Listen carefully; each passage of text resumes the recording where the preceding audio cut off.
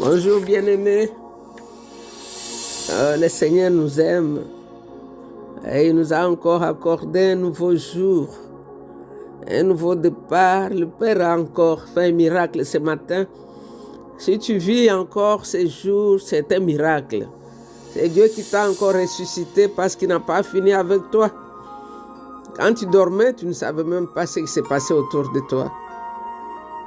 Tu ne sais même pas si quelqu'un est entré dans ta chambre ou pas. Tu ne sais pas ce qui s'est passé. Mais lui a veillé, car la Bible nous dit que celui qui veille sur Israël ne sommeille ni dort. Pendant que toi tu dormais, le Père veillait.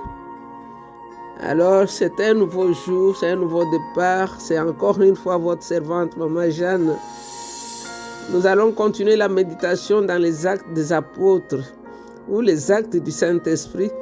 Nous sommes au chapitre 5 et nous avons commencé, ça fait quelques jours. Aujourd'hui, nous allons partir du verset 17 au verset 26. Je vais lire la parole de Dieu dans la version Les Français courants. Ce sont les actes du Saint-Esprit. Et il est fait avec les apôtres. C'est-à-dire, il peut le faire aussi avec toi. Car Jésus, quand Pierre, le jour de la Pentecôte, il parlait aux Juifs, il a dit, c'est pour vous et pour vos enfants et pour tous ceux qui croiront en autant grand nombre que Dieu va les appeler. Donc le Saint-Esprit est là pour toi. Il va t'utiliser aussi. Rends-toi seulement disponible. Donc je vais lire la parole de Dieu à partir du verset 17 jusqu'au verset 26. Les apôtres sont persécutés. Alors les grands prêtres et tous ceux qui étaient avec lui, c'est-à-dire les membres du parti des Sadducéens, furent remplis de jalousie à l'égard des apôtres. Ils décidèrent d'agir.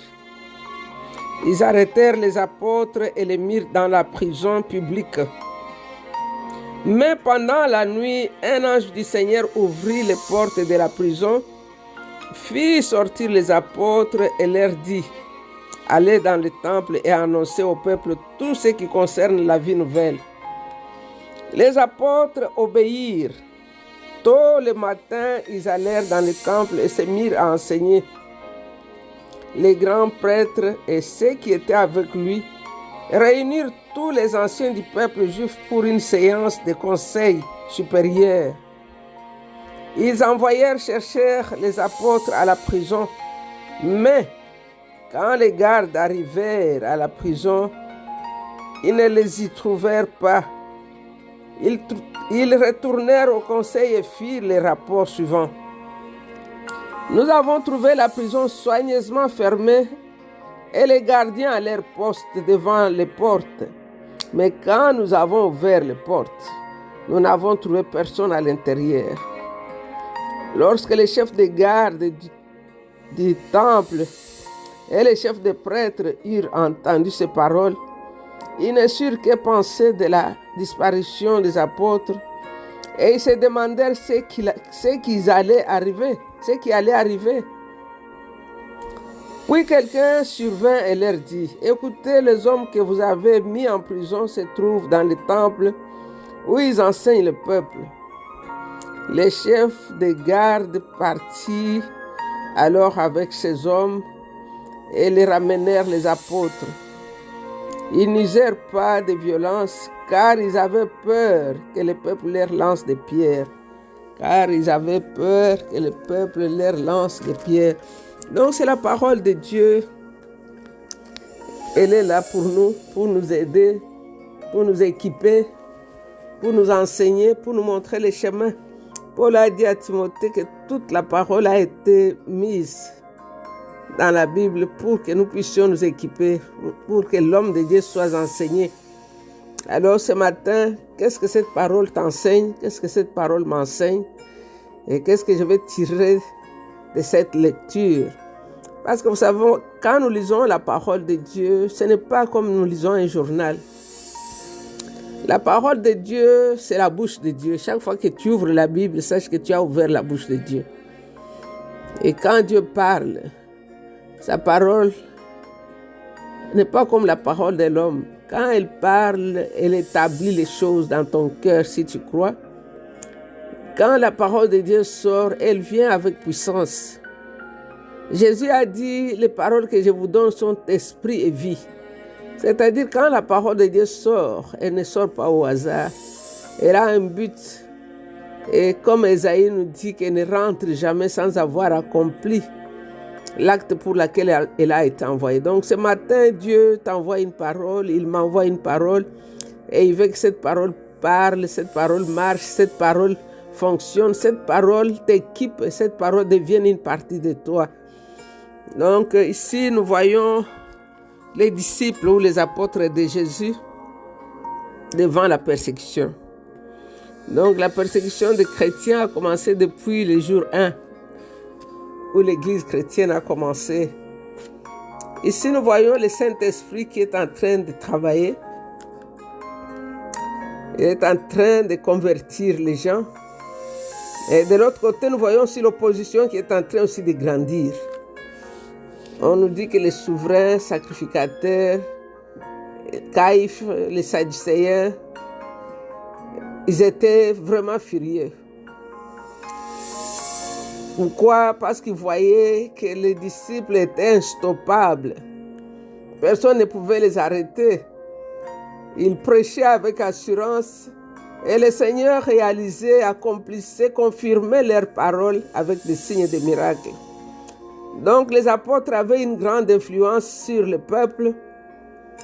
Donc il n'y avait plus moyen d'arrêter ça. Ils ne savaient pas quelle méthode utiliser, qu'est-ce qu'il fallait faire pour les stopper. La jalousie avait gagné leur cœur. Et comme leaders ou dirigeants religieux, ils étaient embêtés, ils cherchaient comment faire pour stopper ce mouvement qui avait commencé. Parce qu'ils sont en train de parler Jésus qui est ressuscité et nous savons que les Sadducéens ne croient pas dans la résurrection du corps. Alors, ici, là, nous voyons, ils sont ensemble pour essayer comment stopper ces apôtres, comment leur forcer à ne plus parler de Jésus. Parce qu'ici, c'est comme s'ils les accusaient d'avoir tué Jésus. Alors, ils ont mis les apôtres dans la prison. Mais ceux qui ne savaient pas que pour un enfant de Dieu, il n'y a pas de prison. La prison n'est pas la prison. Ici, ils sont dans la prison. Et Dieu envoie un ange. Dieu envoie un ange. Ici, nous voyons, ce n'est pas comme Paul et Silas qui ont chanté dans la prison. Ils étaient attachés. Mais ici, on ne dit pas ce que Pierre et Jean faisaient dans la prison. Mais nous voyons seulement que Dieu a envoyé un ange. Et quand l'ange est venu dans la prison, l'ange a dit à Pierre et à Jean, non, Pierre et Jean, de rentrer dans le temple pour continuer à prêcher. Ici, nous voyons Luc qui nous parle d'un miracle, d'une intervention miraculeuse des anges. Bon, il ne met pas beaucoup de... Il ne montre même pas comme s'il est surpris. C'est comme si c'est quelque chose vraiment de courant, de normal. Même les apôtres eux-mêmes ne mettent pas l'accent là-dessus que voilà, les anges sont venus nous libérer. C'était comme quelque chose de normal. Donc quand Dieu fait les miracles, ce n'est pas trop de tapage, d'extravagance qui font que Dieu agit. Dieu agit dans la simplicité. C'est pourquoi Luc n'en fait pas quelque chose d'extraordinaire. Il en parle comme un fait, comme c'est normal. C'est pour nous montrer que dans la mission, quand Dieu nous envoie, les anges sont là. Les anges sont là. Ici, nous voyons, les anges sont venus, ils ont ouvert la porte. Et les gardiens étaient là, ils n'ont rien vu, ils n'ont rien entendu. Les anges sont entrés, ils ont libéré les apôtres, ils sont sortis, ils ont refermé la porte. Et les gardiens dormaient toujours. Les anges sont là. Quand nous lisons le psaume 91, la Bible nous dit qu'il envoie les anges pour nous soulever dans leurs mains, pour que nos pieds ne puissent pas heurter contre une pierre. Alors ici, dans le verset 21, nous voyons que très tôt le matin, ils allèrent dans le temple et se mirent à enseigner. Ils n'ont pas perdu le temps. Très tôt le matin, ils sont là même où on les avait dit de ne pas aller, dans le temple. C'est là où ils sont partis pour enseigner la parole. Et pendant ce temps, les souverains sacrificateurs, le Sénat, les conciles, les Sanhédrins, tout le monde, tous les anciens du peuple sont là, en train d'attendre les prisonniers pour leur questionner et pour leur demander de se taire. Pendant qu'ils sont dans les réunions là-bas, ils envoient les gens pour aller chercher les prisonniers. Ça, nous le voyons du verset 22 au verset 25. Ils envoient les gens à la prison pour aller chercher les prisonniers. Mais on nous dit que quand les gardes sont arrivés, ils ont trouvé la prison bien fermée. Les gardes sont là devant en train de garder une prison vide. Ils ne savaient même pas que dans la prison, il n'y avait personne. Alors, ils sont rentrés pour leur dire que les gens que vous attendez ici, là, ne sont même plus dans la prison. On a trouvé la prison bien fermée, mais il n'y avait personne à l'intérieur. Ici, la Bible nous dit qu'ils ne savaient pas ce qu'il fallait faire. Ils ne savaient pas ce qu'il fallait faire.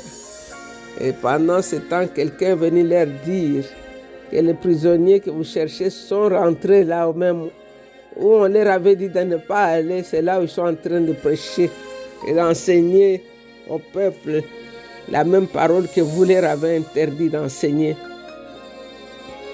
Donc ici, qu'est-ce que nous pouvons croire? Qu'est-ce que ça nous enseigne? Ça nous dit que quand le Seigneur nous envoie en mission, il nous équipe.